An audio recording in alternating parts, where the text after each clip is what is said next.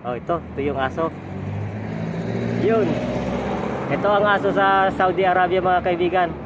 Bihira lang ang aso dito. Kaya ito, askal na, pinabayaan na ng may-ari. Yan, oh. Kung saan-saan na lang piman. Okay?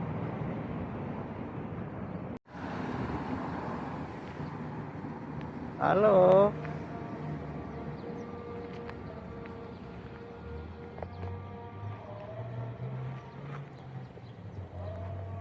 This askal.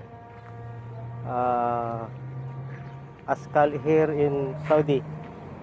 Ito ang askal dito sa Saudi. Aso dito sa Saudi. Ito, galana ito. Pinabayaan na ng mga Saudis. Pinabayaan na ng may-ari. Tingnan nyo, mga kaibigan.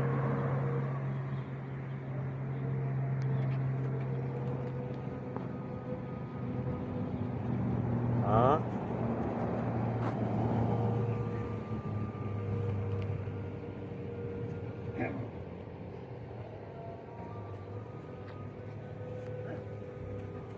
Maamo siya kasi parang gutom siya, walang pagkain. Oh. No, no, no. Go, go, go. Okay.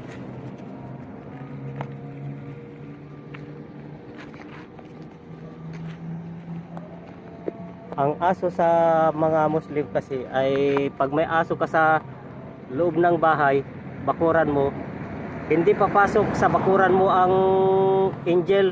Yan ang paniniwala ng mga Muslim, mga kaibigan. So, kung may aso ka, ganon. Maraming tao na Muslim na nag-ano sa'yo, yung parang lumalayo o ayaw pumasok sa bahay ninyo kasi ganon. Ang turing sa aso ay pang ano lang, bantay sa mga animal, ganyan, o pang hunting, ganyan lang ang aso. Hindi katulad ng mga ibang tao talaga, mga Kristiyano, ganyan, ay inaalagahan, kinakasama sa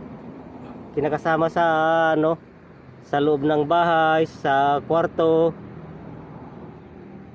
Ito, export pa siguro ito, pero paglaki niya, pinabayaan na ng ano, may-ari. Kaya ito, mapayat na siya, piman. Pinabayaan na ng may-ari, gutom siguro ito. Kaya maamo sa mga tao. Pag makita niya yung grupo ng mga aso dito, yun, kasama na siya, masaya na siya. Ngayon, hindi niya pa nakita yung mga grupo ng aso dito. May mga grupo ng aso dito, sama-sama sila. Ganun. At maraming tao na ayaw. Pag madilaan ka kasi ng aso, ay 3 beses ka maghugas o magsabon yung sa dinilaan ng aso sa iyong katawan. Ganyan sa paniniwala ng mga Muslim, mga kaibigan. Oh, maamo siya.